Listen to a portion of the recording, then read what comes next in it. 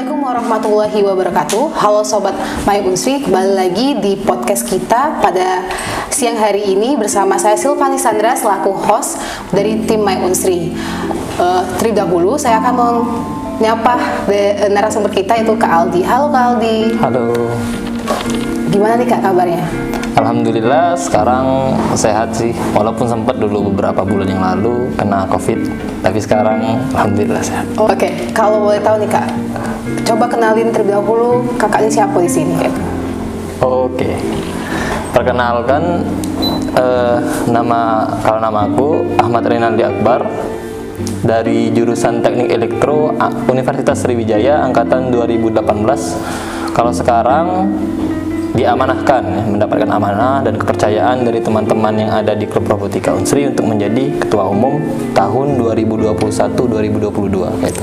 Wah, hebat banget ya bisa jadi ketua umum nih di Klub Robotika Unsri. Nah, jadi Fani mau tanya, Kak Aldi ini lagi sibuk apa nih sekarang? Kalau kesibukan karena sudah masuk semester akhir ya. Sekarang sih lagi sibuk ngebuat untuk proyek tugas akhir skripsi, itu tugasnya ngebuat robot humanoid sama teman-teman yang lain, jadi berkelompok tugasnya. Dan juga kesibukannya tadi diamanahkan jadi ketua klub robot kan, jadi ngurusin seluruh anggota yang ada di Klub Robotika Unsri sekarang. Oh, jadi lagi sibuk TA nih. Berarti kan susah nih memanajemen suatu waktu mengenai TA maupun organisasi. Nah Kak Silvani mau tanya, kan kalau kita menjadi mahasiswa tuh kan kalau kita milih jurusan tuh kan kayak teknik elektro. Alasan kakak milih teknik elektro apa? Kalau alasan yang pertamanya dulu sempat kalau pada saat SMA kan belajar di bidang robotik. Bukan belajar di bidang robotik sih, coba-coba alat yang berhubungan dengan robotik, terus belajar ngerangkai, sedikit-sedikit belajar ngeprogram walaupun cuman copy paste dari internet ke alatnya. Terus dicoba kan, berhasil. Nah, sudah dicoba ternyata tertarik. Tertarik. Dari situ awalnya. Kemudian di perkuliahan juga nggak ada tertarik sama sekali kalau di bidang yang lain. Jadi memang niatnya itu di bidang robotik gara-gara coba-coba di SMA tadi gitu. Oh, berarti dari ajang coba-coba jadi hobi gitu kan? Iya. Sekali coba kok makin enak. Nah. Kayak yang di TikTok gitu kan. Nah, jadi Kak Aldi ini konsentrasinya TKK kan pasti, karena menyinggung tentang robot gitu. Nah, kalau boleh tahu nih Kak, kan Kak Aldi ini kan ketum dari robotika. Alasan awal mula mau masuk robotika tuh kenapa Kak itu? Oke, sebenarnya berkaitan dengan yang pertanyaan yang sebelumnya tadi ya. Jadi kan mencoba belajar sendiri secara otodidak, ternyata tertarik di bidang itu sampai akhirnya menekuni. Kemudian di klub robot itu juga awalnya itu kan ada promosi nih dari kakak tingkat yang sebelumnya itu promosi tentang klub robot, yang pasti yang di highlight oleh kakak tingkat itu prestasi kan. Nah, jadi prestasinya itu di highlight oleh kakak tingkat. Oh, jadi kami pernah menang ini. Wah, berarti prestasi di klub robotika ini nggak main-main kan. Kayak itu udah banyak, berarti pengalamannya juga udah banyak. Nah, jadi dari situ coba masuk dengan kawan-kawan yang lain. Tapi ya namanya seleksi alam ya, dan juga minat dan setiap orang itu kan beda-beda kan minatnya. Jadi lama-kelamaan yang tadinya bisa dibilang 40-an yang daftar, akhirnya sisa orang 8. Itu angkatan kakak? Angkatan 2018 angkatan aku ya.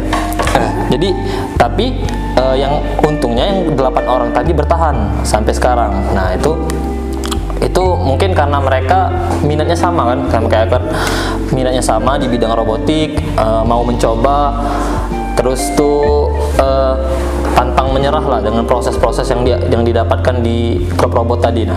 Nah jadi itu mungkin alasannya mereka bisa bertahan sampai sejauh ini gitu kan. Berarti yang masuk klub robotika tuh ada orang-orang terpilih ya, kayak ada seleksi alam, kayak evolusi lah gitu, manusia berevolusi gitu kan.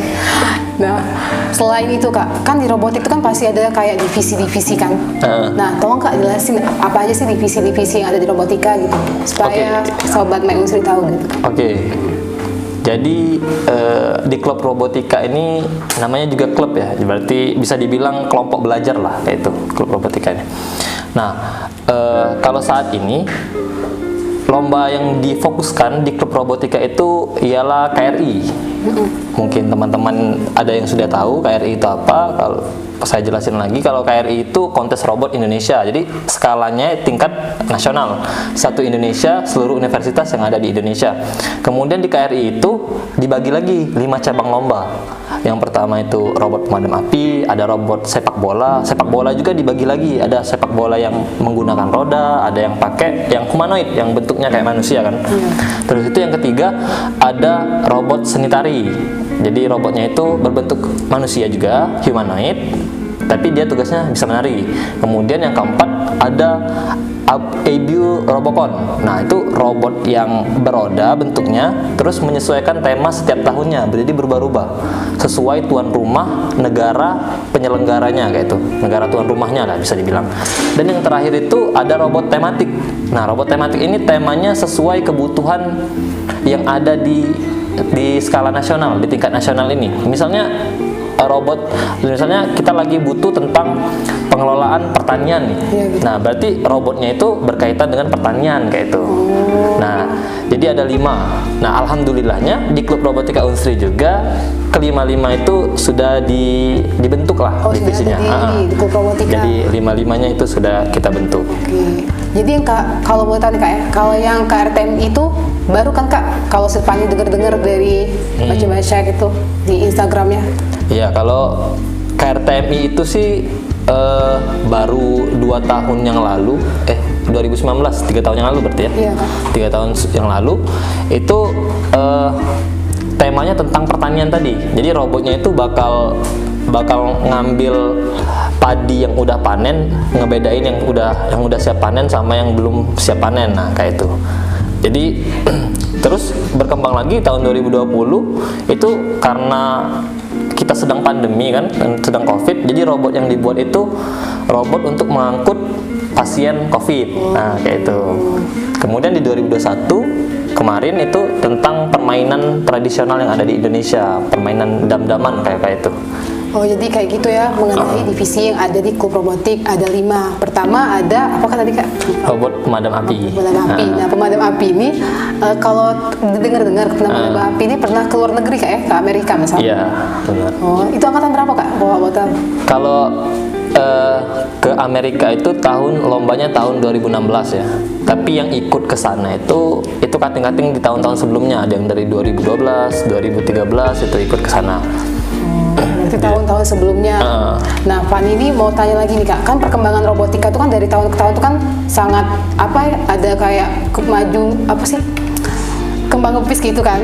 Nah, dari tahun ke tahun. Nah, menurut Kakak gimana sih Kak kayak progresnya tuh, apakah robotika di Unsri semakin meningkat atau semakin kayak gitu aja, kayak stagnan ya? Stagnan gitu. Oke.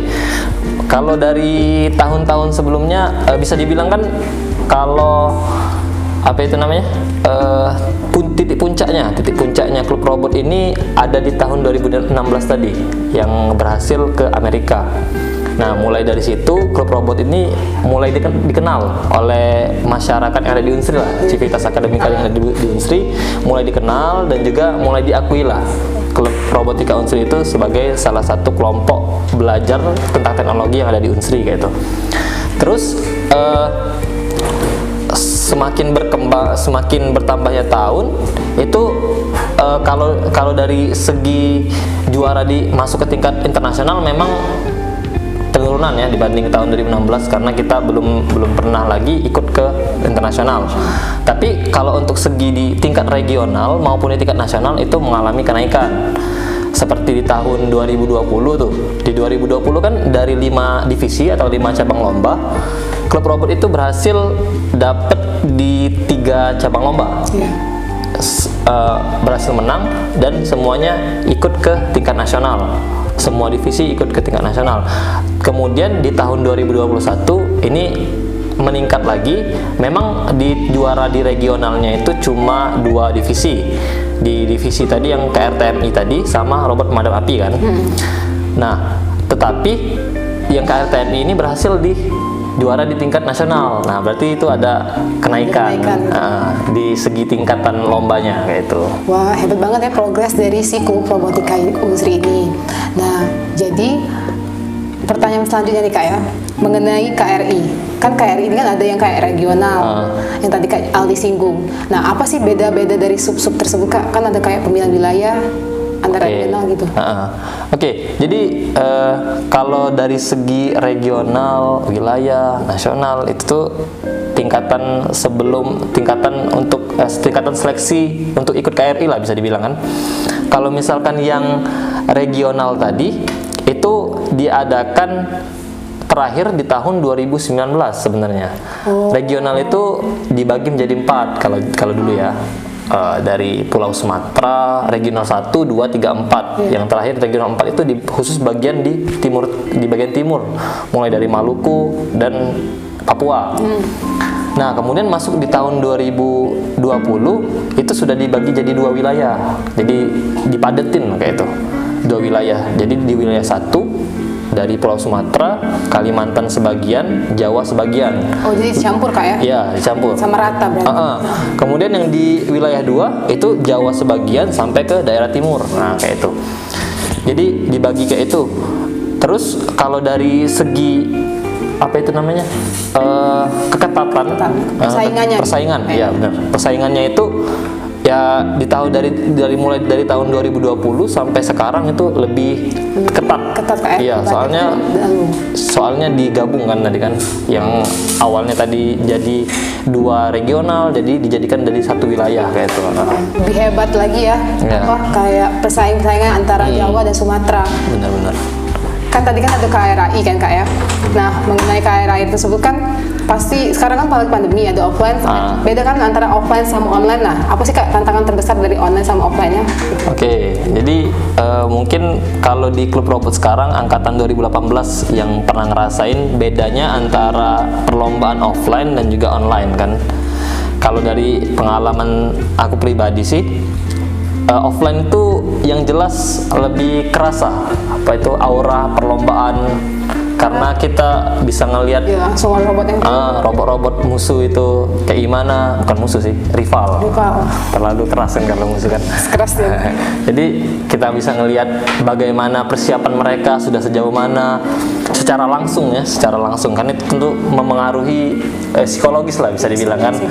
Jadi gugupnya kita lebih terasa gitu. Nah, mungkin dari situ sih bedanya, dan juga enaknya offline itu dapat jalan-jalan. Nah, bisa jalan-jalan kan kita ke wisata setelah itu, walaupun kalau misalkan kita kalah kan jadi kurang seru jalan-jalannya itu kan. Tapi itu untuk refreshing itu bisa jadi solusi lah. Tapi kan kalau kita tidak menang dapat piala gitu Kak. Kalau kita tidak menang KRI, tertekan enggak? Perasaan kayak gitu. Kalau tertekan tuh gimana ya? Mungkin kecewa ya, kecewa itu pasti kan. Terus itu ada kayak beban gitu, nah beban maksudnya dari kakak tingkat, dari alumni, dari pembina, dari dosen-dosen yang mendukung kan, itu kan berharapnya semuanya kita bisa menang kan. Tetapi ternyata pada kenyataannya ada beberapa divisi yang kalah kayak itu ya, tentu saja kecewa. Tapi itu kan bisa dijadikan pelajaran, evaluasi ke depannya. Apa saja kesalahan-kesalahan atau kekurangan-kekurangan yang kita kemarin itu kita ikuti lomba, terus kita ada kekurangan itu bakal dijadikan evaluasi untuk perbaikan dan bisa diperbaiki untuk lomba selanjutnya kayak itu. Menjelaskan mengenai evaluasi yang telah ada di klub robotika Unsri setelah mengikuti kontes robotik Indonesia nih. Nah, tadi kan Fahri pernah dengar bahwasanya Kak Aldi, klub robotika Unsri ini mengadakan open recruitment Kak di tahun 2021 Kak. Nah, gimana sih Kak syarat-syaratnya gitu Kak? Atau ada tata cara gitu Kak mengikuti klub robotika Unsri? Oke, mungkin lebih tepatnya alurnya ya. Alur open recruitment.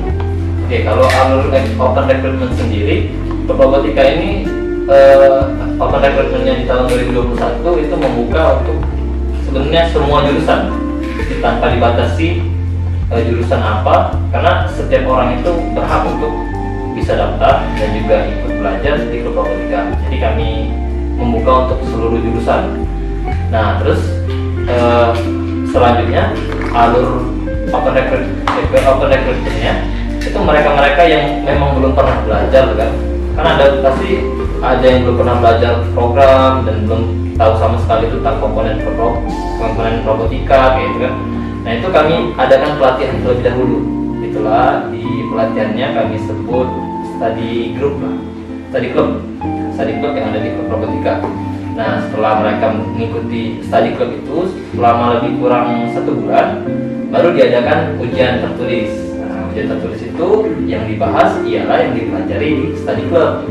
Nah, jadi mereka itu kan udah ada basic nih, yang tadinya belum tahu apa-apa, udah ada basic. Nah, basic itu yang diujikan. Setelah itu diseleksi lagi, diambil sebagian, kemudian diikutkan diwawancara. Setelah wawancara, mereka itu bakal mengikuti yang namanya magang. Nah, jadi ada magang juga. Tujuan magang ini biar yang anggota-anggota baru itu tadi lebih dekat lah, bisa lebih tahu tentang divisi-divisi. Kan mereka sebelumnya belum tahu nih, cuman dengar secara omongan aja divisi-divisi itu. Nah, dengan adanya magang, mereka jadi lebih tahu. Oh, divisi ini kerjaannya nih buat ini misalnya, divisi ini kerjaannya ini. Nah, sehingga dengan begitu mereka itu juga bakal lebih mudah nantinya memilih mereka mau masuk atau mengembangkan dirinya di divisi yang mana gitu. Jadi kalau dari opreknya si robotika Unsri ini lah kan Aldi jelasin tadi kan mengenai alurnya. Nah, kalau untuk tahun berikutnya mungkin berbeda kali Kak ya? Atau sama aja? Kalau di tahun berikutnya sih tergantung kepengurusan yang baru. Tidak dibatasi. Kalau mereka misalkan ada inovasi baru atau ada hal yang baru yang perlu ditambah, itu dipersilakan selama baik ya, selama positif kayak itu. Jadi tergantung kepengurusan berikutnya. Jadi silakan ditunggu ya dari sahabat Unsri. Check it out. Oke. Selanjutnya nih Kak, Fani mau tanya mengenai kan Kak Al itu kan bukan asal-asalan jadi ketua, pasti ada pemilihan gitu Kak. Itu karena terpaksa atau gimana Kak? Coba ceritain Kak, kenapa bisa jadi ketua? Oke, kalau pengalaman jadi ketua umum ini sebenarnya kan dari angkatan. Nah, kalau di tahun untuk kepengurusan 2021-2022 itu kan ada khusus kepengurusannya atau ketua umumnya itu diambil alih oleh angkatan yang paling senior lah, bisa dibilang. Nah, itu kasusnya di angkatan 2018 berarti kan. Nah, itu angkatan kami, dan juga angkatan 2018 ini bisa terbilang cukup sedikit lah. Kalau ada di klub robot itu lebih kurang ada orang 9 mungkin ya, 9 orang. Nah, jadi nanti si calon-calon tadi, dari 9 orang tadi bakal dibuat kayak voting, dibuat di Google Form kayak voting, terus dipilih. Setiap seluruh anggota yang angkatan bawah memilih siapa yang paling cocok untuk menjadi ketua umum kayak gitu kan. Jadi berdasarkan pemilihan. Kalau pemilihannya offline atau online Pak? Oke, jadi pemilihannya itu secara offline. Jadi bisa dibilang yang Google Form tadi itu, yang pemilihan secara voting tadi itu untuk menentukan calon yang bakal diseleksi lah, ya difilter lagi lah, yang paling cocok nih. Misalnya dapatin 5 orang, nah berarti 5 orang itu yang bakal maju pada saat musyawarah besar nanti. Nah, kayak gitu. Jadi ada 2 kali proses lah bisa dibilang kan. Berarti susah ya menjadi ketua, bukan asal-asal gitu ya? Ya, bisa. Beruntung berarti. Kudu dari kaki berarti kan pasti kan ada 2, itu ada 2 atau 5 kan disisihkan lagi berarti dari 5. Oke, tadi udah dapat 5 nih ya. Yang 5 tadi bakal menyampaikan atau memaparkan visi dan misinya. Nah, jadi pengumuman 5 orang tadi, misalnya 5 orang tadi itu 1 hari sebelum mubes. Nah, sudah diumumin, mereka menyiapkan visi misi, baru pada saat musyawarah besar setelah dibahas pertanggungjawaban kepengurusan sebelumnya, calon ketua umum tadi itu bakal maju menyampaikan visi misi, baru mereka disuruh keluar, nanti anggota yang sedang mengikuti rapat menentukan tuh, siapa yang benar-benar paling cocok dan bakal dilantik jadi ketua umum gitu. Jadi pengumuman itu pas langsung hari itu. Iya, kan? hari-hari itu. Jadi Kak Aldi itu langsung terkejut atau kayak apa? Wah, agak shock sih. Shock kan? Agak shock. Oh shock gitu. Perasaan Kak Aldi pas disambut jadi ketua umum Prabowo gimana? Ya, Terharu atau sedih kayak Kak? kalau perasaan itu campur aduk ya. Ada senangnya, tapi kebanyakan karena merasa amanahnya itu berat kan, harus memimpin satu organisasi yang lumayan besar lah, dan juga harus dituntut punya prestasi lah, karena kalau nggak punya prestasi berarti menurun kan. Harus berusaha semaksimal mungkin memberikan prestasi untuk Unsri gitu.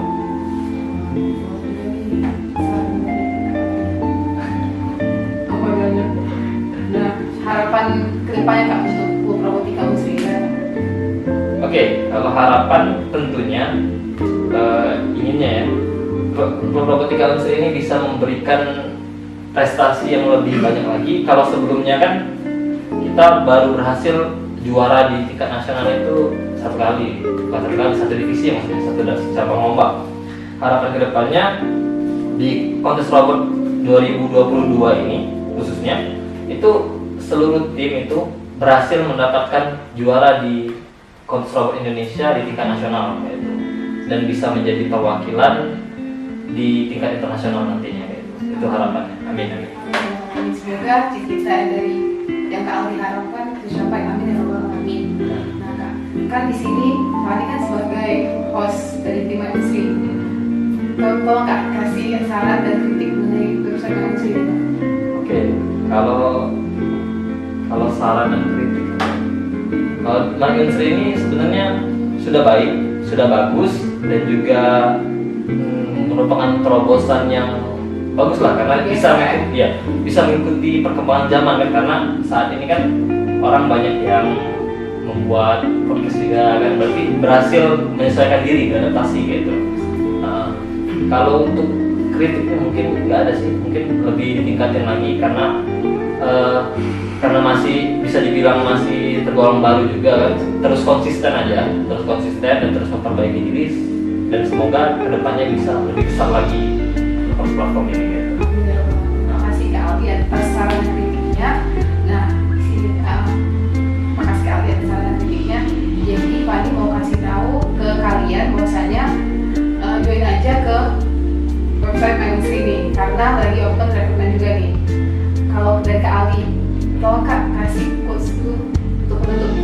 Oke, kalau dari quotes ya, mungkin ini aja. Jangan protes pada proses. Wah, betul banget sih. Paham maksudnya? Udah paham. Paham. Dijelasin dulu ya. Jadi jangan protes pada proses. Nah, ini kan kebanyakan kita kan, khususnya ya mungkin aku dan kita semua yang ada di sini kan suka mengeluh lah dengan proses belajar yang kita ikuti kan. Misalnya belajar itu sulit, segala macam lah. Nah, tapi kita itu harus tetap konsisten dan terus melakukan hal itu biar biar seperti kata mengutip juga ya, kata bijak dari Imam Asy-Syafi'i kan, kalau misalkan kalau seorang itu tidak mau mengikuti kerasnya belajar atau lelahnya belajar, maka dia harus sanggup mengikuti ya kayak itu. Nah, jadi kita itu harus tetap semangat. Apa yang kita ingini itu harus kita capai, ya memang tidak instan tadi kan, harus menghadapi proses belajar, proses itu, dan juga proses itu tidak mudah, tapi kita harus tegar, kita harus sabar dan juga konsisten agar bisa mencapai tujuan kita itu. Terima kasih quotes dari Kak Aldi. Jadi paling ucapkan terima kasih kepada Kak Aldi yang telah berada di sini yang ingin diwawancara oleh Fani. Fani selaku host pamit undur diri.